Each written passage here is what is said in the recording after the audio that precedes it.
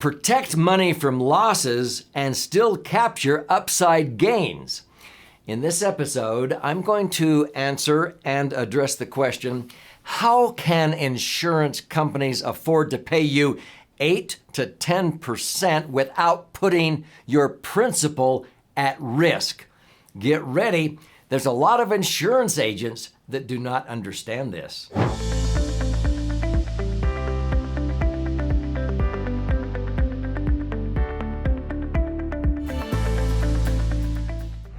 So my name's Doug Andrew, and I've been doing this. What's this? Helping people optimize assets, minimize taxes, and empower their authentic wealth, as I call it, for more than 47 years. And most people have come to me through the financial portal or dimension because they wanted to know what was the best and smartest way to save for long-term goals like retirement. And so I became a retirement planning specialist, helping people understand better ways to save than following the herd, putting money in traditional IRAs and 401ks in the market, thinking that's the best way to save. Folks, it isn't. I started in 1974. Yeah, I'm pretty old. And from 1974 to 1980, I ended up with over 3,000 clients in 13 Western states. And we actually would protect them with term insurance, and I would have them invest the difference into a portfolio of mutual funds. And so I thought we were doing a pretty good job trying to earn average returns of 12%. In actuality, there are a lot of analysts that say, and these are like Dalbar, that say the actual investor in the stock market, especially retirees, are only earning about 3.5% when they could just buy and hold and earn 9%. So if you left your money in the market and didn't get influenced by the topsy-turvy ups and downs in the market, they're saying the average person should average around 9.14%. That's before tax. If you have a tax-deferred IRA or 401k, if you're earning 9, you are only really netting in the 6% range. Because let's say you have $1 million nest egg at retirement and you're earning 9% and you want to withdraw that every year. That's $90,000, but you have to pay tax on that. Between federal and state, many people are in a 33% bracket or higher. Californians, many of them pay 40 and 50%. Let's just say 33%. So you pull out $90,000, you pay tax of a third or $30,000, you're netting $60,000 to buy gas and groceries, prescriptions, and golf green fees, okay? That's the negative impact of taxes and also inflation, because inflation causes you to have to pull out more money every year to keep up with the cost of living increase, and the cost of living is going up 5, 6, 7, 8, 9, 10% a year. And there's some things like gasoline and prescriptions that double in a single year. Well, that affects retirees. And so they have to pull out more money to maintain the same lifestyle. So the biggest dangers or hindrances, barriers that cause people to outlive their money in retirement are taxes, inflation, and then the market volatility. So that's why my favorite vehicle for people at retirement, see, what you did for retirement is not necessarily the best idea for at retirement planning. And so I advise that many people roll money out of their IRAs or 401ks, pay the tax, and put the net after tax into a portfolio of laser funds. A laser fund is called that because laser is an acronym that I have used for years that stands for Liquid Assets Safely Earning Returns. And so a laser fund is a max-funded indexed universal life insurance contract that is designed to perform primarily as a living benefit, not a death benefit. In a nutshell, you can learn more about it with a book I'm going to gift you at the end of this episode, or by watching other YouTubes on this very channel. So if you're already intrigued, I would invite you to subscribe to this channel. It's free. I post 5 new educational episodes every single week. I have over 500 on this channel. On this particular episode, I want you to get a glimpse of how you can participate when the market goes up, but not lose when the market goes down. And the most common question people ask is, how can an insurance company afford to do this? So let me explain it simply and help you understand that They are big boys and girls. They know what they're doing. They wouldn't do anything they can't afford to do. Okay, so rest assured, but let me explain why they can afford to do this. So let's say that you've been putting in money, like many of my clients, they would put in $500,000. They might put in $100,000 a year for 5 years and then stop. And that $500,000 would double to $1 million, usually within 7 years, maybe 10 years, because they have earned average rates of return between 7.23% and 10.07% based on 25-year histories, okay? So let's say that you put in $500,000, now it's grown to $1 million, and you are retiring, or you look at that snapshot in time and you go, okay, I got $1 million of cash in my index universal life insurance policy. The insurance company will pay you interest if you just choose to leave it in the insurance company's general account portfolio. See, the insurance company manages billions and even trillions of dollars. One insurance company manages over $3.5 trillion, which is as much as the IRS collects in taxes in an entire year. That's one insurance company. And so they earn on their general account portfolio based upon AAA, AA bonds, mortgages on shopping malls and skyscrapers and so forth. They invest very little in the stock market, but they will average their returns based upon the interest rates at the time. Back in 1980 to 1990, I never earned less than 11.75% just by leaving it there. I earned as high as 15.5%. When interest rates started coming down after the 1990s and the early 2000s, okay, then indexing was introduced in 1997. That means the insurance company is earning maybe 4 or 5% interest on their general account portfolio. So from the year 2000 to 2010, even going 2 more years to 2012, they were earning more like 6%. They need one of those percentage points for them, for their profit. And I would net 5% if I chose to leave my money just in the insurance company. Okay, but banks were only paying 1%. So this was 5 times what banks were paying. So I can settle for 5% on my million, that's $50,000, anytime I want. But if I feel bullish about America, I can say link any month that I want, and they will then keep my million safely tucked in the insurance company. They cannot put that at risk. But the interest on my million, in that example, 5% back in 2000 to 2012, that's $50,000. They take the $50,000 of interest on my million, and they use that for an options budget. They buy upside options in the index that I chose to link to that they offered. Let's say the S&P 500. That means if the S&P was 1,000 at the beginning of the year when I linked, and the year could be July 15th to July 15th a year later.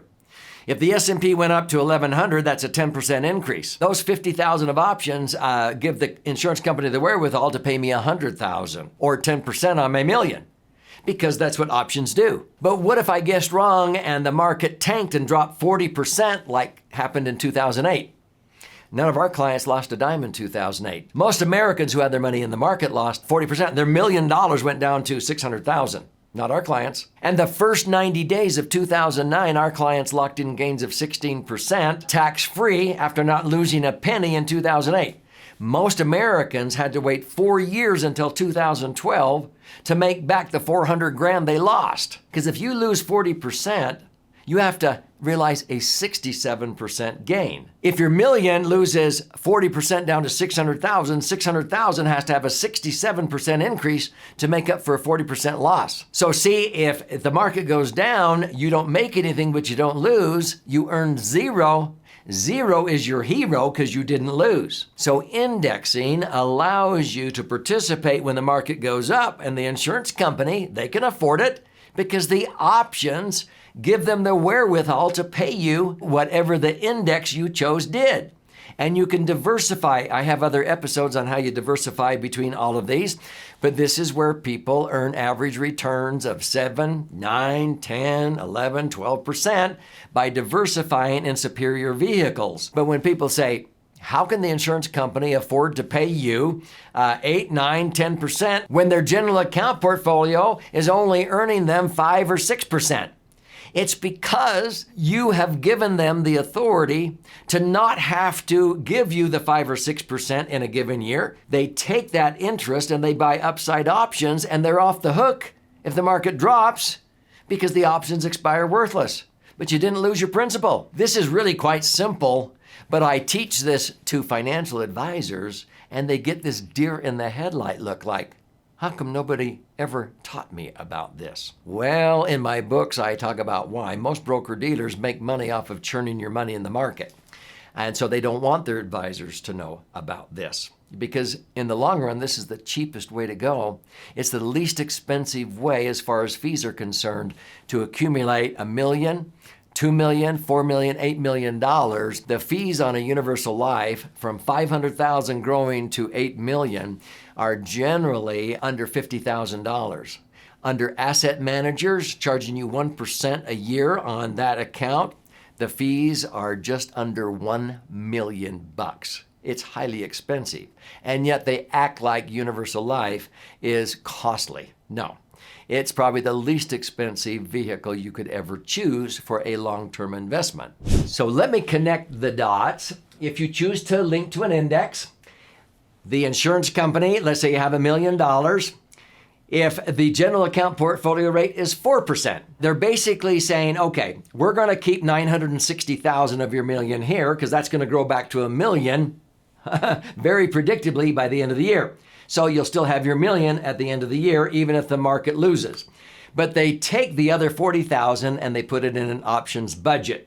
Now, when you do that, you can diversify, and by doing different indexing strategies, 1 year point to point, 2 year point to point, 5 year strategies, having higher participation rates, you diversify using superior vehicles like I talk about in other episodes. But when you do this, the insurance company offers these different choices or strategies, and they have participation rates, they have caps or no caps, and they may have a threshold or a spread they charge, so that if there is no cap, like from March of the year 2020, when the market crashed during the COVID-19 pandemic, to March of 2021, the market went up 66.33%. They subtract 5%, and many of our clients earned 61.33% in that one single year.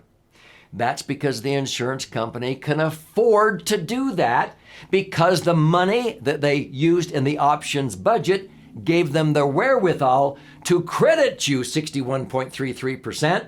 And some clients, their accounts were worth $872,000, and they made over $500,000 in one single year, and they can afford it because the options allow them to be able to pay that to you. This is something that many financial advisors do not understand. So let's use the worst decade since the Great Depression to connect the dots. From 2000 to 2012, that was the worst 12-year period since the Great Depression. People who had $1 million saved up by the year 2000 without adding a dime, they saw that $1 million nest egg in the market, in the S&P, go down to 600,000 twice. 2001 to 2003 after the 9/11 terrorist attacks. It took 4 years to make back up to $1 million.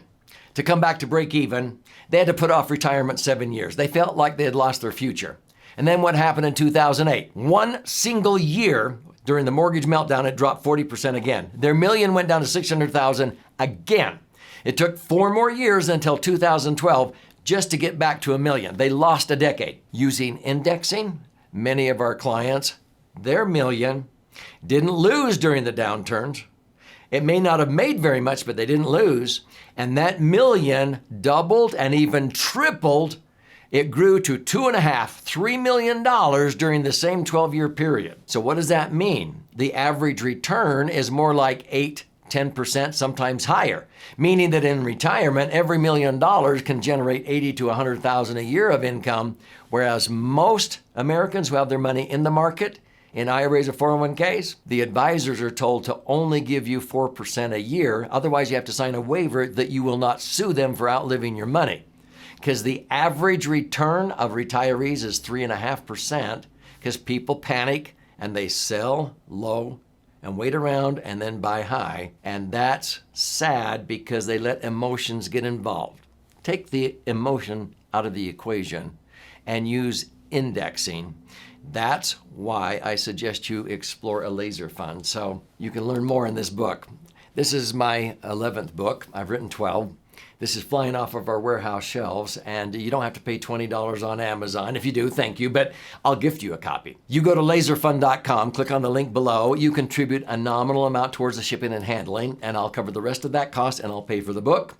It's 300 pages of charts, graphs, and explanations, and also 62 actual client stories of how the Laser Fund is not only a way to diversify and create the foundation for a tax-free retirement, but you can use it for emergency funds, working capital for business, for real estate management, college funding for your kids and grandkids. It is like a financial Swiss Army knife. So learn more, subscribe to this channel, and learn how you can use these strategies to diversify and participate when the market goes up, but not lose when the market goes down, because it always will.